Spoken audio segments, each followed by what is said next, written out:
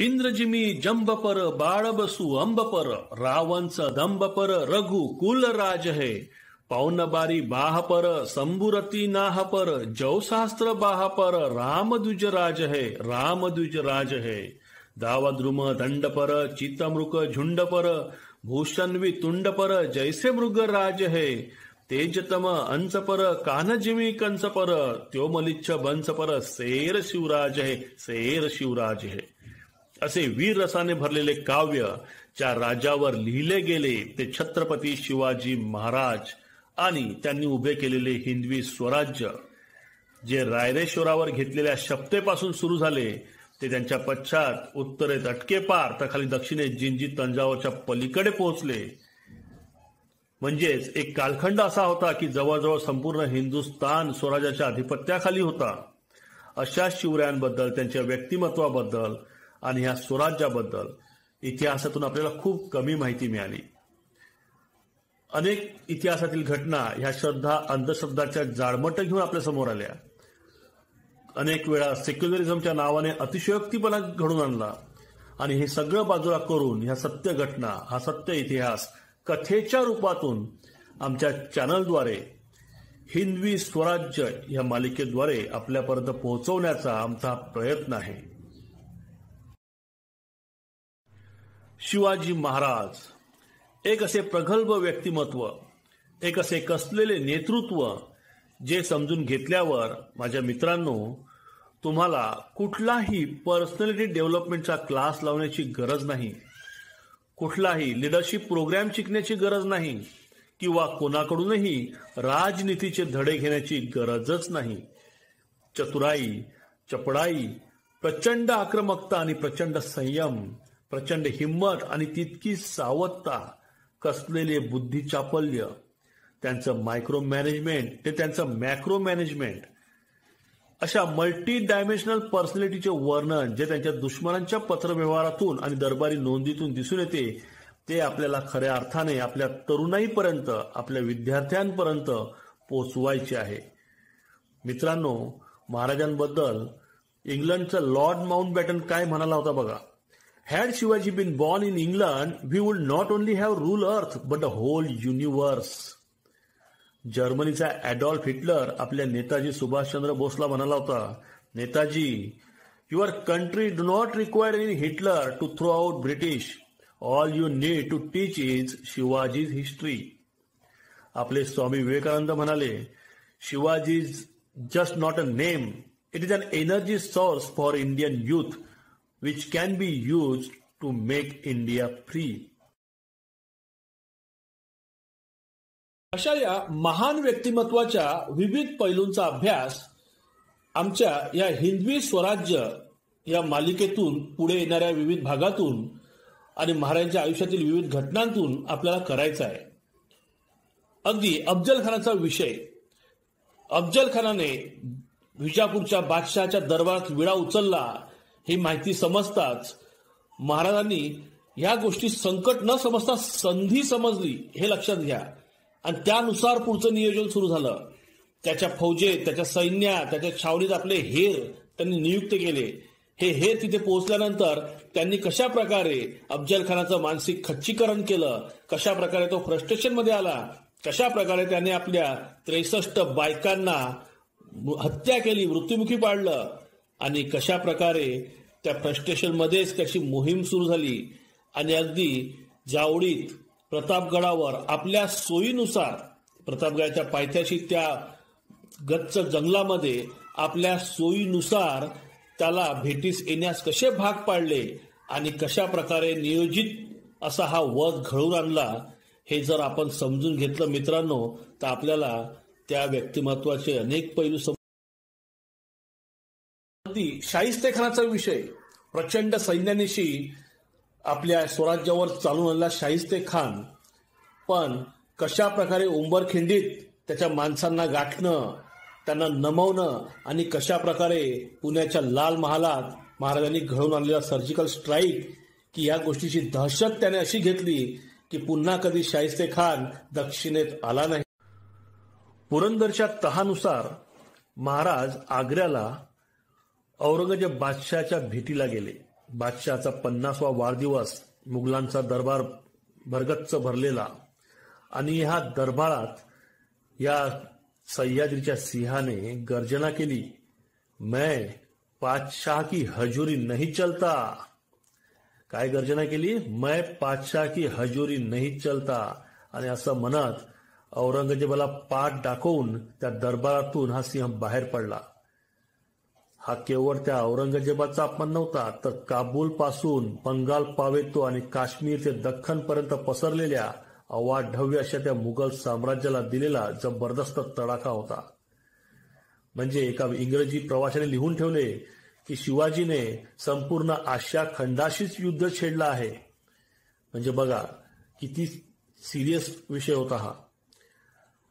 आणि हे सगळं जर अभ्यासाचं असेल तर आपल्याला हेही लक्षात घ्यावं लागेल की मुळात महाराज आग्र्याला गेले त्यामागे त्यांचं काय काय प्लॅनिंग होतं. त्यांचे 1000 हेर आग्र्यात काय करत होते, त्यांना काय काम दिलं होतं, त्यांचे plan A, plan B, plan C कशा प्रकारचे होते. आणि तिकडनं सुटका झाल्यानंतर, आग्र्यावरून सुटका झाल्यानंतर टेन्शन कोणाला आलं तर औरंगजेब बादशहाला आलं.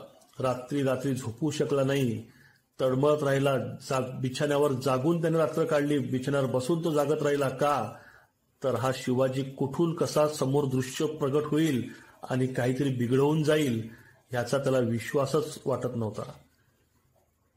शिवाजी महाराज जेव्हा महाराष्ट्रात पोचले तेव्हा त्या बादशहाने मोकळा श्वास घेतला. म्हणजे हे लक्षात घ्या, आतापर्यंत आपल्याला इतिहासातून असं वाटलं की काय टेन्शन असेल महाराजांना तिथे आग्र्याच्या कैदेत, पण त्यापेक्षा जास्त टेन्शन तर महाराजांनी त्या औरंगजेब बादशहाला कसं दिलं होतं आणि कशा प्रकारे त्यांनी मानसशास्त्रीय डावपेचांचा उपयोग केला होता हे आपल्याला या इतिहासातून बघायचं आहे मित्रांनो.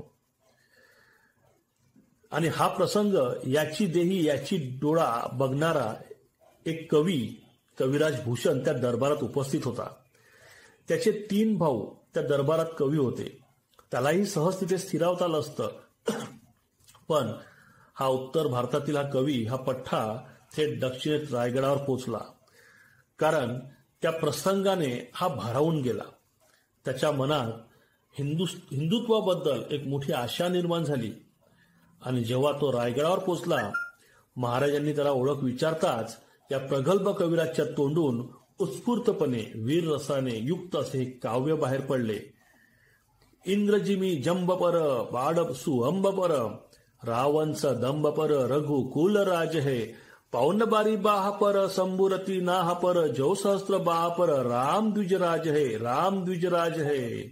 दावाद्रुम दंडपर चितमृग झुंडपर, भूषण तुंडपर जैसे मृगराज है, तेजतम अंसपर कान्नजिमी कंसपर, त्यो मलिच्छ बंसपर सैर शिवराज है, सैर शिवराज. अशा विविध घटनांचा जेव्हा आपण डिटेलमध्ये अभ्यास करू तेव्हा आपल्या लक्षात येईल की महाराजांनी आपल्या शत्रूंचा निपात करण्यासाठी आणि आपली ध्येयपूर्ती करण्यासाठी साम दाम दंड भेद कुठलाही मार्ग वर्ज केला नाही. आणि का करणार नाही? महाराजांचे शत्रू स्पर्धक हे काही त्रेतायुगातील आर्यवर्तातील राजे महाराजे नव्हते जे नीती नियम आणि युद्धनीती पाळूनच आक्रमण करतील किंवा सूर्योदयानंतर युद्ध सुरू करून सूर्यास्तापूर्वीच ते संपवतील. हे होते परकीय मुस्लिम आक्रमक, राक्षसी प्रवृत्तीने माजलेले, सत्ता आणि स्वार्थ यांच्या हव्यासापोटी कुठल्याही थराला जाणारे. आणि अशा प्रकारच्या ह्या परकीय आक्रमकांना थोपवण्यासाठी महाराजांनी सर्व पायंडे वापरले. त्यांच्या एका आज्ञापत्रात त्यांनी छान म्हटलं आहे, कोणावरी चालून जाऊन तुंबड युद्ध करून रणास आणले, कोणावरी छापे घातले, कोणास परस्परे कलह लावून दिले, कोणाचे मित्रभेद केले, कोणाचे डेरियात शिरोन मारामारी केली, कोणाशी एकांगी करून परभविले, कोणाशी स्नेह केले, कोणाच्या दर्शनास आपण होऊन गेले तर कोणास आपले दर्शनास आणले, कोणास दगे करविले, ऐसे ज्या ज्या उपाय जो जो शत्रू आकडावा तो तो शत्रू त्या त्या उपाय पादाक्रांत करून शतविधी कोटकिल्ले, तैसेची जलदुर्ग व कित्येक विषम स्थळे हस्तगत केली. आज्ञापत्रातील हे वर्णन छत्रपती शिवाजी महाराजांच्या युद्धनीतीचे वैशिष्ट्य दर्शवितात. मोगलांची प्रचंड साधने आणि महाराजांचे मर्यादित मनुष्य आणि संपत्ती बळ या पार्श्वभूमीवर महाराजांची युद्धनीती उठून दिसते. मित्रांनो, लहानपणापासूनच शिवराय या नावाने भारावल्यागत व्हायचं. आमची आई म्हणायची, शिवाजी महाराज हे शिवाचे अवतार होते. संभाजी महाराजांनी आपल्या बुधभूषण या काव्य ग्रंथात त्यांना विष्णूचे अवतार म्हटले आहे. श्रद्धेने त्यांना देवाचे अवतार म्हणावे असेच महान कार्य या माणसाने उभं केलं आणि म्हणूनच हा हिंदुस्थान खऱ्या अर्थाने हिंदुस्थान म्हणून जिवंत राहिला. शिवरायांचा समकालीन असलेला मूळचा उत्तर भारतातील कानपूरचा हा कवी भूषण आपल्या शिवबावनी या काव्यात म्हणतो, तीरा पैगंबरा दिगंबरा दिखाई देत, सिद्ध की सिदाई गई रही बात रब की, काशी हो की कला गई मथुरा मसीत भई, शिवाजी न होता तो सुन्नत होती सबकी, कुमकुरन असुर अवतारी औरंगजेब, कशी प्रयाग में दुहाई फेरी रब की, तोड़ डाले देवी देव शहर मोहल्लों के, लाखों मुसलमान किए माला तोड़ी सबकी, भूषण भनत भाग्यो काशीपति विश्वनाथ, और कौन गिनती में भूई गीत भव की, काशी करबला होती मथुरा मदीना होती, शिवाजी न होता तो सुन्नत होती सबकी. हे काव्य जर आपण समजून घेतलं तर औरंगजेबासारखे कट्टर धर्मांध शासक असूनही हिंदुस्थानच कसा राहिला हे आपले लक्षात येते. शिवाजी महाराजांच्या दूरदृष्टीचं, त्यांचा वैज्ञानिक दृष्टिकोन असलेलं एक उदाहरण इथे द्यावंसं वाटते. आपल्याला माहितीच आहे की महाराजांचं इंग्रजांवर फार बारीक लक्ष असायचं आणि अशा वेळेस इंग्रजांच्या मुंबईमध्ये एका गुजराती व्यापाऱ्याने, ज्याचं नाव भीमजी पारेख होतं, याने इंग्लंडवरून एक प्रिंटिंग प्रेस आणली होती आणि महाराजांना ही बातमी समजली. मोठी किंमत देऊन त्यांनी ही प्रिंटिंग प्रेस रायगडावर आणली, जिला नाव दिलं लिहिता मंडप. बघा हा दृष्टिकोन किती मोठा आहे की ह्या प्रिंटिंग प्रेस ह्या यंत्राच्या सहाय्याने आपले पारंपरिक लेख, आपले ग्रंथ जतन करता येतील, त्यांच्या प्रती बनवता येतील. म्हणजे विचार करा की हा प्रयोग किती अद्वितीय म्हणता येईल, हा प्रयत्न किती अद्वितीय म्हणता येईल. म्हणजे महाराज किती दूरदृष्टीचे होते हे या उदाहरणातून समजते. मित्रांनो, आपल्याला हिंदवी स्वराज्याची संकल्पना मांडणारे शिवाजी राजे आणि त्यांचं हिंदवी स्वराज्य जर समजून घ्यायचं असेल तर आपल्याला ह्या स्वराज्याची बीजे पेरणारे शहाजी राजे समजून घ्यावे लागतील. त्यांना स्वातंत्र्यासाठी चिथावणाऱ्या मासाहेब जिजाऊ समजून घ्यावे लागतील. अशा जिजाऊ ज्यांनी या मुसलमानी राजवटीला प्रत्यक्ष अनुभवले. त्यांचे स्वतःचे वडील लखुजीराव जाधव यांची निजामशाहीत दगाबाजीने झालेली हत्या त्यांनी पाहिलेली आहे. त्यांच्या नवऱ्याची म्हणजे शहाजी राजांची होणारी घुसमट त्यांनी पाहिलेली आहे. त्यांचा स्वतःचा ज्येष्ठ पुत्र म्हणजे शिवाजीराजांचे मोठे बंधू संभाजीराजे अफजल खानाच्या दगाबाजीमुळे कसे युद्धात मारले गेले हे त्या माऊलीने अनुभवलेले आहे. आणि अशी माऊली जर शहाजीराजांना चिथावणार नाही तरच नवल. आणि अशा माऊलीच्या संकल्पनेतून, स्वप्नातून शिवाजी राजांची हिंदवी स्वराज्याची संकल्पना कशी साकार झाली तेही आपल्याला समजून घ्यायचं आहे. म्हणून मित्रांनो, आमच्या कथेची सुरुवात मालोजी राजांचे सुपुत्र शहाजी राजांचा उदय कसा झाला इथपासून होणार आहे. ते थेट संपूर्ण हिंदुस्थानावर आपल्या मराठेशाहीचं राज्य कसं होतं, स्वराज्याचं अधिपत्य कसं होतं तेही आपल्याला पाहायचं आहे. आणि तेही वैज्ञानिक दृष्टिकोनातून, खऱ्या इतिहासाच्या आधारे, कथेच्या रूपातून. म्हणून मित्रांनो, आमचा व्हिडिओ जर आवडला तर नक्कीच लाईक करा. पुढच्या कथा ऐकण्यासाठी सबस्क्राईब करा, जेणेकरून मालोजी राजांपासून सुरू झालेला प्रवास अगदी शेवटच्या टप्प्यापर्यंत म्हणजे इंग्रजांचं राज्य येईपर्यंत आपल्याला अनुभवता येईल. आणि त्यासाठी सबस्क्राईब करायला विसरू नका. आणि शक्य झालं तर आपल्या सगळ्या मित्रांना ह्या व्हिडिओ ही लिंक शेअर करा, जेणेकरून हा शिवविचार, हे शिव व्यक्तिमत्व आपल्याला आपल्या सर्व तरुणाईपर्यंत पोहोचवता येईल. आणि त्याच्यातूनच आपल्याला आपल्या राष्ट्राला आणखी प्रगत आणि आणखी समृद्ध करता येईल.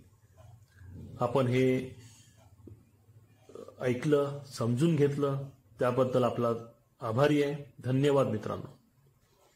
जय शिवाजी, जय भवानी.